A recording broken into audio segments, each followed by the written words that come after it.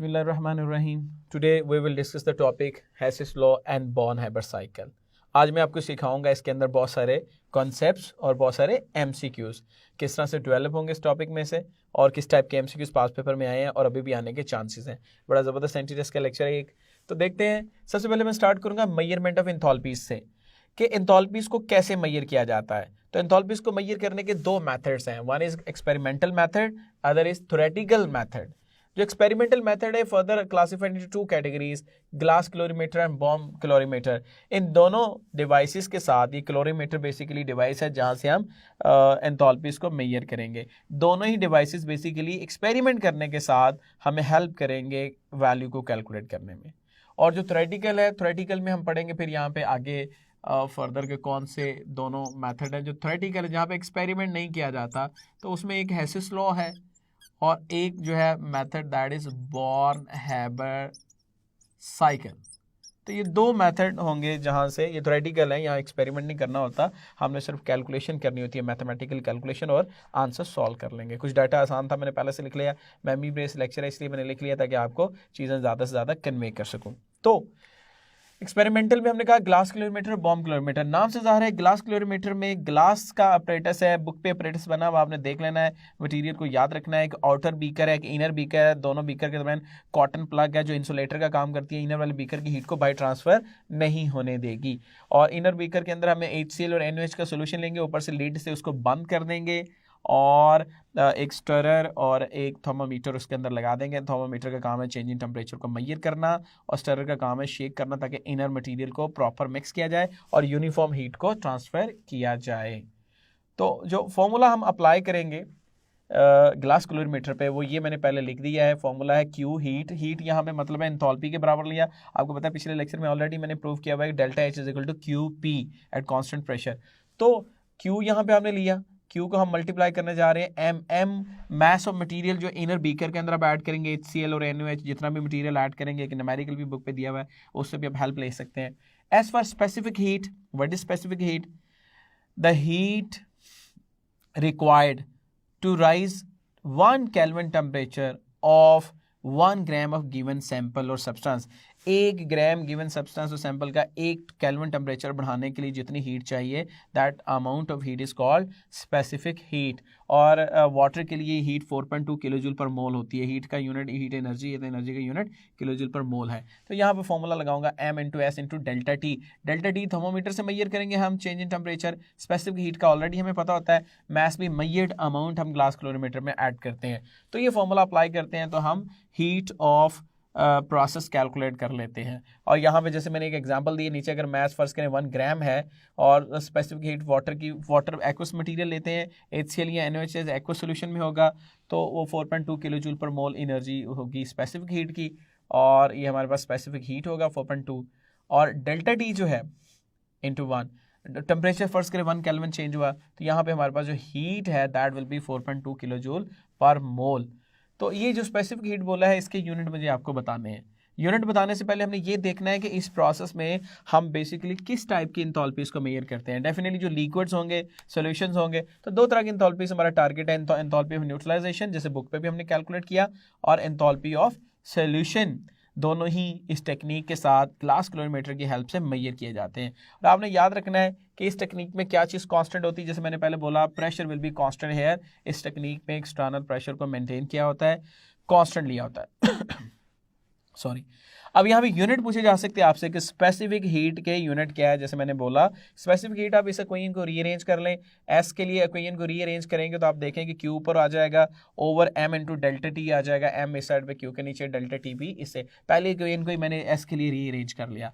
जैसे रीअरेंज किया, heat Q का ऐसा यूनिट जूल है, मैस का ऐसा यूनिट ग्राम है, और डेल्टा टी का केल्विन। सॉल्व किया तो आएगा जूल पर ग्राम पर kelvin. So specific heat is basically amount of heat required to raise 1 Kelvin temperature of 1 gram of substance। अब हम बात करते हैं सेकंड मेथड की, बाय बॉम्ब कैलोरीमीटर। इसका भी अपरेटस ग्लास कैलोरीमीटर की तरह आपने याद रखना है। एक स्टील का बॉम्ब है जो एक इंसुलेटर जैकेट के अंदर पानी के अंदर इंसर्ट किया हुआ है, यहाँ वाटर इंसुलेटर का काम करता है और बॉम्ब की हीट को बाहर आउटर जैकेट से बाहर सराउंडिंग में बाउंड्री से बाहर नहीं जाने देता, इंसुलेशन का काम करता है। और वाटर में ही हमने एक स्टरर लगाई हुई है जो शेक करके यूनिफॉर्म सॉल्यूशन बनाने का काम करेगी। और टेम्परेचर थर्मामीटर भी वहीं पे लगाया कि वाटर का टेम्परेचर मेजर कर लेंगे तो पता चल जाएगा कि बॉम्ब कैलोरीमीटर के अंदर जो भी रिएक्शन हुआ उसमें कितनी हीट चेंज आई। बॉम्ब कैलोरीमीटर में क्या है, उसके इनसाइड में क्या है, इनसाइड को आप बॉम्ब कैलोरीमीटर को ओपन करते हैं दो पार्ट में, जैसे ही ओपन करते हैं तो इनसाइड पे एक क्रूसिबल है जहाँ पे एक स्प्रिंग लगा हुआ है जो कि इग्निशन कॉइल है बेसिकली, उसके ऊपर सैंपल रखा जाएगा, उसको जलाया जाएगा और जलाने के साथ हीट देखी जाएगी कितनी प्रोड्यूस होती है। इग्निशन कॉइल के ऊपर मेजर्ड अमाउंट ऑफ सैंपल रख दिया जाता है और फिर सीलिंग रिंग से हमने अंदर वाले बॉम्ब को बंद कर देना है और अंदर वाले बॉम्ब में 20 atm प्रेशर से ऑक्सीजन को फिल कर देना है। और एनोड कैथोड लगाया होगा, इग्निशन कॉइल जो है वो एनोड और ऊपर कैथोड का काम हो रहा है, इग्निशन कॉइल कैथोड और ऊपर बाकी स्टील का बॉम्ब एनोड का काम कर रहा होगा, तो आपने याद रखना है। जैसे इलेक्ट्रिकल स्पार्क देंगे अंदर का सैंपल बर्न करेगा हीट प्रोड्यूस करेगी, ऑक्सीजन यूज़ होगी, अंदर का एटमॉस्फेरिक प्रेशर चेंज हो जाएगा और अंदर का प्रेशर चेंज हो जाएगा 20 atm से कम, बिकॉज ऑक्सीजन कंज्यूम होगी, प्रोडक्ट में वाटर वेपर्स बनेंगे और प्रोडक्ट भी प्रेशर में एडिशन करके प्रेशर को फर्दर चेंज करेगी। तो यहाँ पे प्रेशर चेंज होता रहेगा। तो जो चीज़ हमने कांस्टेंट रखी इसमें वो बॉम्ब का वॉल्यूम है, बॉम्ब का वॉल्यूम कांस्टेंट रहेगा। जैसे इस रूम का वॉल्यूम कांस्टेंट है, कोई भी एक्सपेरिमेंट इस रूम में करते हैं ओवरऑल रूम का वॉल्यूम तो कांस्टेंट है। Volume of the gas is the volume of the container enclose in it, जिसके अंदर वो बांधा है। सो बॉम्ब का वॉल्यूम कांस्टेंट है, तो पॉइंट याद रखिएगा बॉम्ब कैलोरीमीटर में वॉल्यूम कांस्टेंट ना कि प्रेशर। प्रेशर जरूर 20 atm से भरा था बट वो कंबस्शन में यूज़ हो गया, बर्निंग में यूज़ हो गया, चेंज हो गया, प्रेशर तो चेंज हुआ और टेम्परेचर डेफिनेटली चेंज हुआ, हीट प्रोड्यूस हुई है तो टेम्परेचर भी चेंज हुआ है, तो टेम्परेचर भी चेंज हुआ। तो हम इसमें कौन सा फॉर्मूला अप्लाई करने जा रहे हैं, तो इसमें हम फॉर्मूला अप्लाई करते हैं Q is equal to C into delta T। C heat capacity है, C basically is product of mass into specific heat.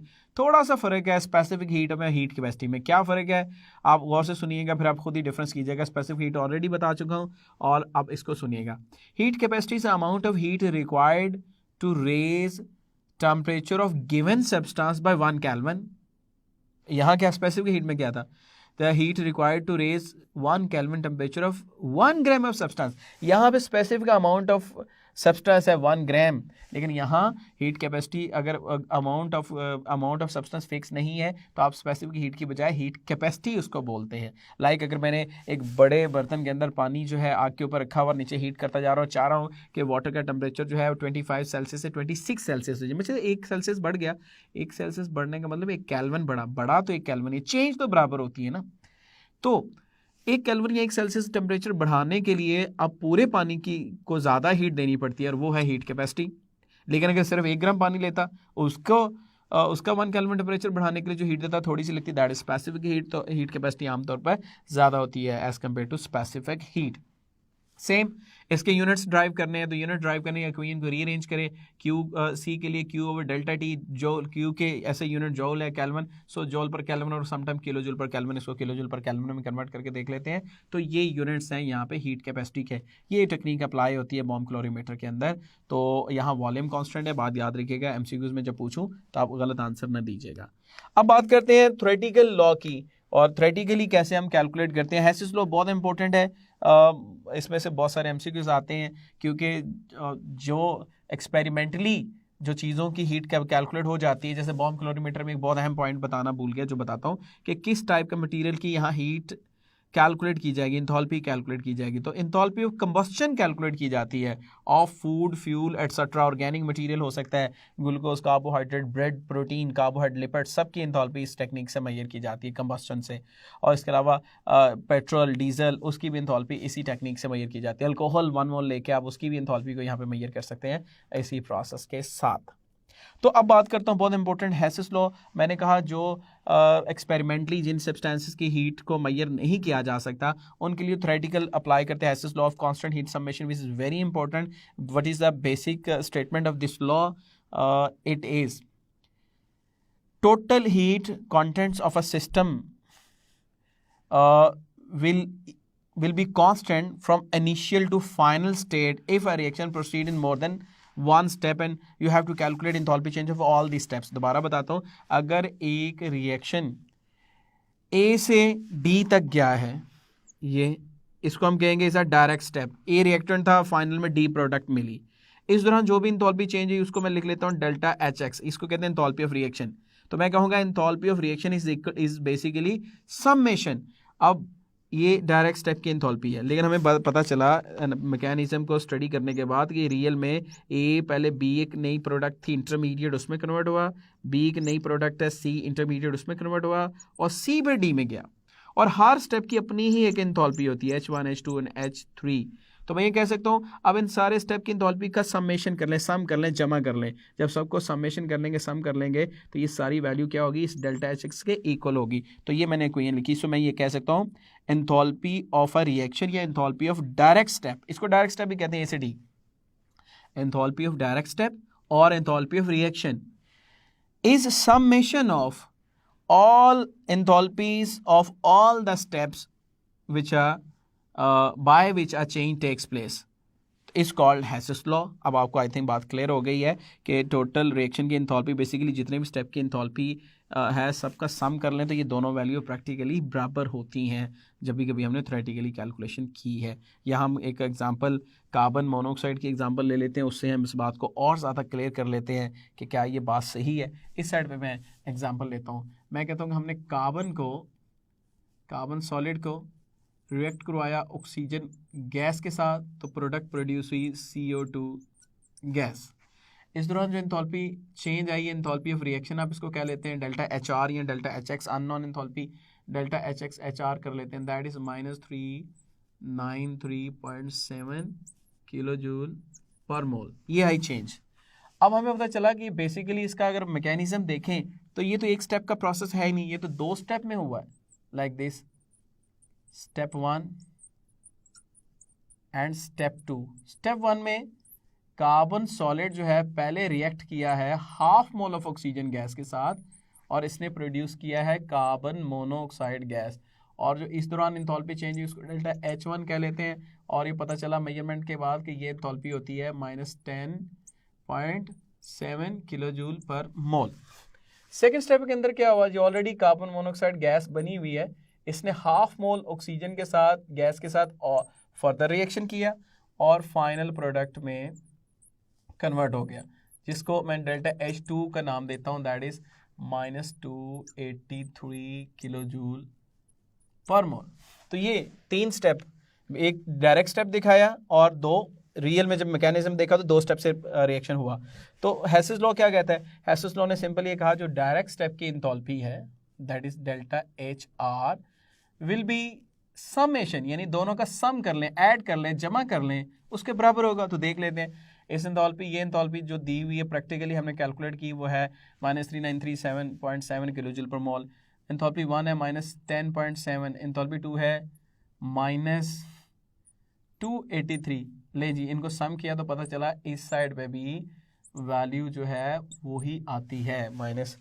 तो इसका मतलब है दिस लॉ इज प्रूव्ड कि दोनों वैल्यूज जो है वो बराबर होती है। यही तो हेसेस लॉ है। और यहाँ एक और काम बड़ा अहम किया जा सकता है कि आप इसका ट्रायंगल ड्रॉ कर सकते हैं, आप एक एनर्जी साइकिल ड्रॉ कर सकते हैं। एनर्जी साइकिल कैसे कि आप यहाँ लिखें carbon solid plus oxygen gas, यहाँ से एरो लगाएं और चेंज कर दें कार्बन डाइऑक्साइड गैस में। ये है डायरेक्ट स्टेप, और डायरेक्ट स्टेप की एंथैल्पी आप चाहे ऊपर ही लिख दें -393.7 किलो जूल पर मोल। अब यहाँ एक लाइन इधर को एरो लगाएं, यहाँ मतलब है कि हाफ मोल ऑक्सीजन पहले स्टेप में यूज़ हुई और पहले स्टेप में कार्बन मोनोऑक्साइड प्रोड्यूस हुई। फिर एक लेयर एरो और लगाएं और यहाँ दोबारा एरो के ऊपर हाफ ऑक्सीजन लिखें और प्रूफ कर दें कि यहाँ पे जो दूसरे स्टेप के अंदर हाफ ऑक्सीजन और यूज़ हुई और फाइनल प्रोडक्ट बन गई। इसको कह लें H1, इसको कह लें H2, और डायरेक्ट जैसे मैंने कहा कि उसको आप कह लें एंथैल्पी ऑफ रिएक्शन। तो काम वही है फाइनल इक्वेशन, तो फिर आप यही लिखेंगे इसके लिए भी, हेसेस लॉ के लिए। लेकिन आप ट्रायंगल बनाने का फ़ायदा ये होता है कि कभी कभी अगर कोई स्टेप मिसिंग है तो आप उसकी एंथैल्पी भी मालूम कर सकते हैं। फर्स्ट कर अगर आपके पास ये वैल्यू है जो कि ये है और आपके पास ये वैल्यू जो कि ये है और ये वैल्यू मिसिंग थी जो सर्कल लगाया, अभी तो मैंने लिखा हुआ है ना -110.7, अगर आपके पास ये वैल्यू नहीं, आपने कैलकुलेट करनी है तो आप इस लॉ के साथ कैलकुलेट भी कर सकते हैं। कैसे, ये वैल्यू है और डेल्टा H2 है, डेल्टा H2 किधर ले आए, डेल्टा HR से माइनस करें तो ये वैल्यू आपके पास निकल आएगी, यानी कि डेल्टा HR और H2 तो H1। तो इस तरह से आपको पता चल जाएगा के ट्रायंगल में से एनर्जी को कैसे कैलकुलेट करना है। तो ये तो हुआ हेसेस लॉ की मेन स्टेटमेंट। अब व्हेन एंड व्हाई इस साइड पे आ जाते हैं। व्हेन एंड व्हाई, कब, कहाँ और कब यूज होगा, क्यों और कब यूज होगा। सबसे पहले ये तब यूज होता है जब रिएक्शन इनकम्प्लीट होते हैं, रिएक्शन पूरे नहीं होते, प्रोडक्ट पूरी बन नहीं पाती, रिएक्टर मुकम्मल प्रोडक्ट में जा नहीं पाते, तब ये आप इसको अप्लाई करते हैं। जैसे कि मैंने डेल्टा में लिखा हुआ, ये नंबर 3 पॉइंट पे लिखा है, प्रोटेक्टिव लेयर इज फॉर्म्ड। जब अक्सर कंपाउंड को रिएक्ट करवाने लगते हैं तो प्रोटेक्टिव लेयर बन जाती है। लाइक ये मेरे पास एक एल्युमिनियम मेटल का एक पीस है और इसने रिएक्ट करना है विद ऑक्सीजन। हर तरफ से ऑक्सीजन इसके साथ रिएक्ट करने के लिए रेडी है। ऑक्सीजन के मॉलिक्यूल इसके ऊपर अटैक करते हैं और ये मॉलिक्यूल चाहते हैं कि एल्युमिनियम से रिएक्ट करवा के Al2O3 कंपाउंड प्रोड्यूस कर लें।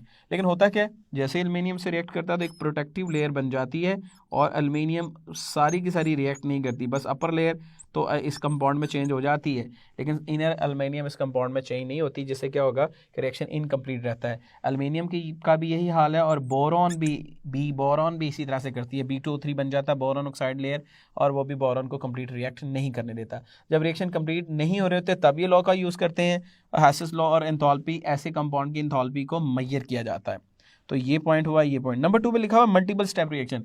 अगर सिंगल स्टेप रिएक्शन है तो एंथैल्पी ग्लास क्लोरीमीटर, बॉम्ब क्लोरीमीटर से मेजर की जा सकती है। लेकिन ऐसा रिएक्शन जो सिंगल स्टेप नहीं है, मल्टीपल स्टेप है, जैसे यही मैंने एग्जांपल्स आपको टॉप पे दी, कार्बन मोनोऑक्साइड की एग्जांपल, जिसमें आपने देखा कि देखने में लग रहा था कि आपने कार्बन को ऑक्सीजन से मिलाया तो CO2 बन गई, लेकिन रियल में CO2 के साथ CO भी बनती है, दोनों कंपाउंड बनते हैं, जिससे हमेशा इसकी एंथैल्पी फॉर्मेशन मेजर करना मुश्किल होता है। ये बेसिकली अगर आप देखें, पहले मैंने डिटेल में पिछले लेक्चर में बता चुका हूँ, ये एंथैल्पी ऑफ फॉर्मेशन है। इस केस में आप डेल्टा HR को, एंथैल्पी ऑफ रिएक्शन को डेल्टा HF भी लिख सकते हैं। तो इस वजह से मुश्किल हो जाती है कि साथ में साइड प्रोडक्ट बन गई या साथ में दो तरह के प्रोडक्ट हैं, तो एंथैल्पी को मेजर करना मुश्किल हो जाता है डायरेक्ट। दैट इज़ वाई हमें ट्रायंगल की ज़रूरत पड़ती है और हम एक एक स्टेप की अलग-अलग एंथैल्पी को कैलकुलेट करते हैं। वैसे भी मल्टीपल स्टेप है, एक से ज़्यादा रिएक्शन में स्टेप में जो रिएक्शन होगा उसके लिए बॉर्न हाइबर साइकिल आपको एनर्जी साइकिल ड्रॉ करना पड़ेगा। और एनर्जी साइकिल जब आप एनर्जी साइकिल जब आप ड्रॉ करते हैं तो फिर उससे ही पता चलता है कि मिसिंग स्टेप की एंथैल्पी क्या है। तो लास्ट में मैंने एक और बात लिखी है नंबर 4 पे, formation of compound with side product. यहाँ मतलब ये है कि समटाइम दो बातें हैं कि साइड प्रोडक्ट साथ बन जाती है, और एक और बात भी है कि कभी कभी ऐसा होता है कि लाइक CCl4 है, कार्बन टेट्राक्लोराइड। कार्बन टेट्राक्लोराइड में कौन से एलिमेंट है? कार्बन टेट्राक्लोराइड में कार्बन और क्लोरीन है, CCl4। हमें लग रहा है कि कार्बन टेट्राक्लोराइड को हमें लग रहा है कि कार्बन टेट्राक्लोराइड को हम कार्बन और क्लोरीन से मिला के डायरेक्ट बना सकते हैं, कार्बन प्लस Cl2, लेकिन ये गलत बात है। कभी भी इस रिएक्शन से ही नहीं बनता, बल्कि ये तो CH4 प्लस Cl2 मीथेन की क्लोरीनेशन, फ्री रेडिकल क्लोरीनेशन से बनता है, जो कि चैप्टर ऑर्गेनिक केमिस्ट्री में आपने चैप्टर 8 में पढ़ा। तो इसका मतलब है कि जो प्रोडक्ट नज़र आ रही है उसके अंदर जो एलिमेंट है वहाँ से कंपाउंड नहीं बना, बल्कि किसी और रिएक्शंस की ये प्रोडक्ट है।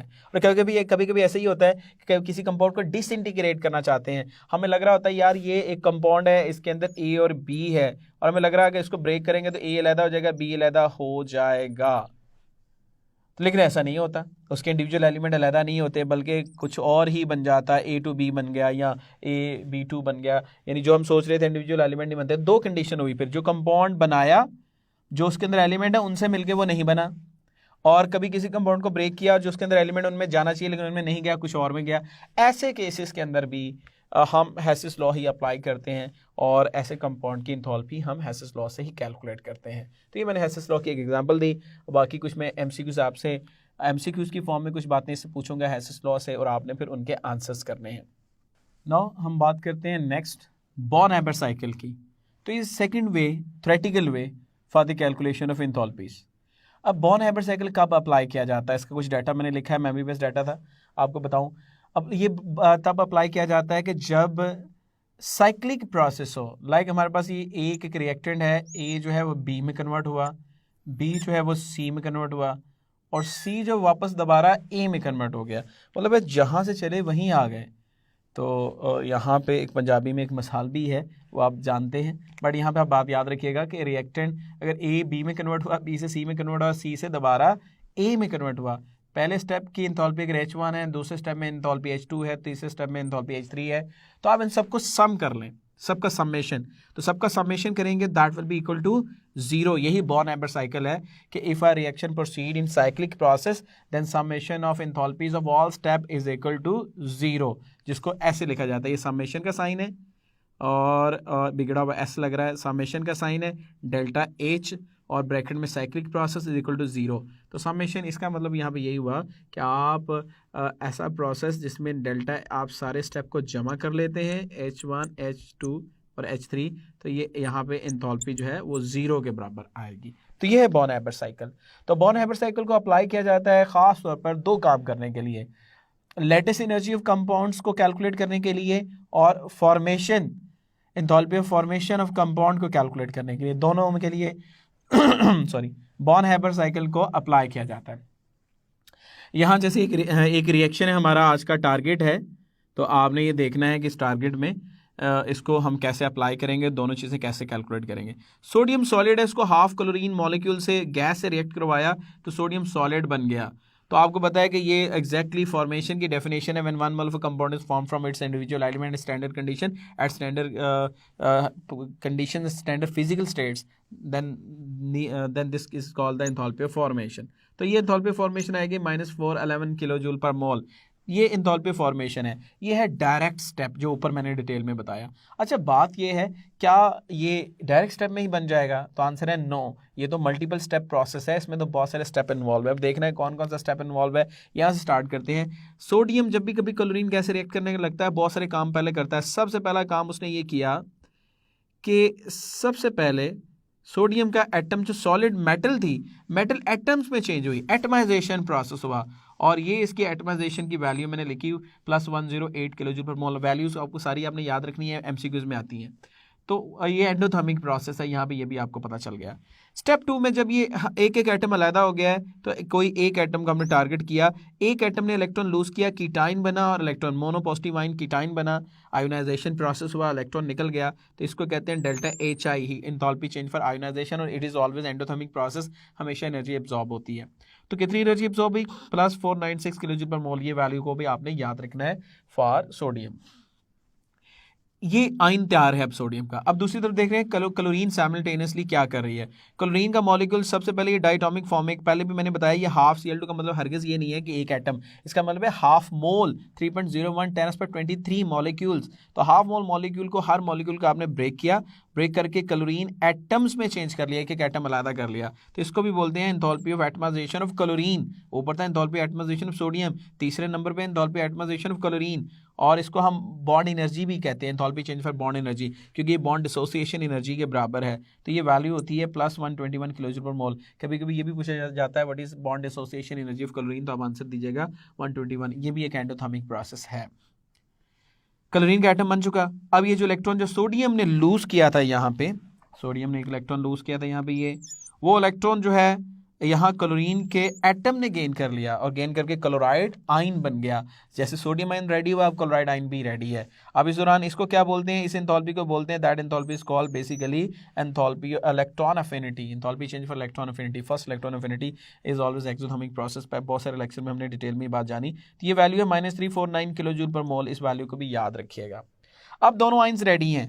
ये जो यहाँ मैंने ये वाला स्टेप दिखाऊंगा, अब आयंस रेडी हैं। Ions combine with 1 mole of sodium ion combine with 1 mole of chloride ion gaseous state में to produce 1 mole of a compound, and during this the amount of energy release is called delta HL, lattice energy, which is -787 kilojoule per mole. तो मैं यहाँ ये कह सकता हूँ, when 1 mole of a compound form from its individual gaseous ions, the enthalpy change is called latest energy, और ये latest energy यहाँ पे 787 किलोजूल पर मोल के बराबर है इन केस ऑफ दिस। तो ये हम फाइनल प्रोडक्ट जो हमने सिंगल स्टेप में फॉर्मेशन में सॉलिड तक गए थे, हम वही काम सारा हमने कर लिया और मल्टीपल स्टेप में कर लिया। तो ये तो हेसेस लॉ हुआ, डायरेक्ट स्टेप और फिर मल्टीपल स्टेप्स। ओके, अब फॉर्मूला क्या लगता है? जो डायरेक्ट स्टेप है उसकी वैल्यू एक तरफ लिखी जाती है डेल्टा HF, जो पहले स्टेप में मैंने लिखा है यहाँ पे डेल्टा HF, और बाकी जो है ये बाकी मिसिंग स्टेप सारे प्लस करके इस साइड पे लिखे जाते हैं। आप कहेंगे सारे प्लस करके नहीं सर ने लिखे, तो मैंने बेसिकली बुक का एक शॉर्टकट यूज़ किया।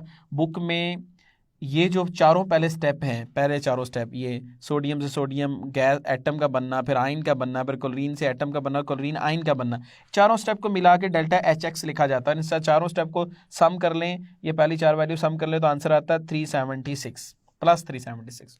तो ये डेल्टा HX मैंने इधर ले लिया और लेटेस्ट एनर्जी ये दरमियान में ले ली। तो ये हुआ फॉर्मूला, क्या हुआ, इक्वेशन क्या हुई, delta HF is equal to delta HL lattice energy plus delta HX। मुझे डेल्टा HF का भी पता है, डेल्टा HX का भी पता है, इवन के डेल्टा HL का भी पता है। लेकिन सपोज अगर आपके पास डेल्टा HL नहीं, लेटेस्ट एनर्जी नहीं है, तो क्या आप मिसिंग स्टेप की एंथैल्पी कैलकुलेट नहीं कर सकते जैसे पहले बताया? Yes you can. कैसे? आप देखिए फॉर्मेशन की वैल्यू दी हुई है, लेटेस्ट की वैल्यू नहीं है आपके पास, डेल्टा HX की वैल्यू कैलकुलेट कर ली चारों स्टेप से, तो डेल्टा H के लिए इक्वेशन को अरेंज किया, सॉल्व किया, तो आंसर आया -787 किलोजूल पर मोल। तो यहाँ मैंने एंथैल्पी ऑफ लेटेस्ट एनर्जी भी कैलकुलेट कर ली। अच्छा एक और बात बताइएगा, अगर मेरे पास डेल्टा HX हो चारों स्टेप की एंथैल्पीज और लेटेस्ट एनर्जी की वैल्यू हो, तो क्या मैं हीट ऑफ फॉर्मेशन कैलकुलेट कर सकता हूँ? अगर ना दी होती तो यस आई कैन कैलकुलेट। मतलब तीनों में से अगर दो वैल्यू हैं तो आप तीसरी वैल्यू कोई भी कैलकुलेट कर सकते हैं, डजंट प्रॉब्लम। तो ये हेसेस लॉ जो दोनों तरीकों से मैंने बताया कि हम फॉर्मेशन एनर्जी को और लेटेस्ट एनर्जी को कैसे कैलकुलेट करते हैं। अच्छा एक बात और, आप कहेंगे कि साइकिल तो ये प्रोसेस तो पूरा हुआ ही नहीं जैसे मैंने यहाँ बताया, तो मैं आपको बताता हूँ कि आपने क्या किया, सोडियम से लेके चले और सारा करते करते आपने आखिरकार सॉल्ट बना लिया। तो मुझे एक बात बताइएगा, अगर सॉल्ट को दोबारा हीट करें, बहुत ज़्यादा हीट करें और सॉल्ट को दोबारा हीट करने के बाद अगेन आप इन्हीं रिएक्टेंट में ही ले आए इसको, सोडियम सॉलिड में क्लोरीन जहाँ से चले थे वहीं आ गए, तो ये क्या साइकिल पूरा नहीं हो जाएगा? ऐसे ये NaCl बना रहे, NaCl को दोबारा ब्रेक करके हमने फिर रिएक्टेंट बना दिए। तो ये अगर आप देखेंगे फिर आप सारी एंथैल्पीज को जमा कर लें, आप ओवरऑल आप देखेंगे कि आंसर आपका 0 आएगा। लेकिन तब एक काम आपने करना है कि जब आपने इस कंपाउंड को NaCl को ब्रेक करके इसके दोबारा इंडिविजुअल एलिमेंट में लेके आना है, ऐसे समझ लीजिए पहला रिएक्शन इसको रिवर्स करना है आपने। जब आप इसको रिवर्स करोगे तब ये साइन -411 के बजाय +411 यूज करेंगे। रिवर्स प्रोसेस के लिए साइन हमेशा प्लस में चला जाता है। तब आप सारी वैल्यू ऐड करें, डेल्टा एच को प्लस में ले लें, बाकी सारी value as it is use करें जितनी भी दी है, 108,496 121 -349 -787 सबको सम कर लें, +411 कर लें, तो you will see your answer will 0, जहाँ से चले थे वहीं पहुँच जाएंगे। तो ये हमारे पास बॉर्न हाइबर साइकिल है, बहुत इंपॉर्टेंट। इसके MCQs और कुछ लेटेस्ट एनर्जी से रिलेटेड MCQs हम बाद में डिस्कस करते हैं।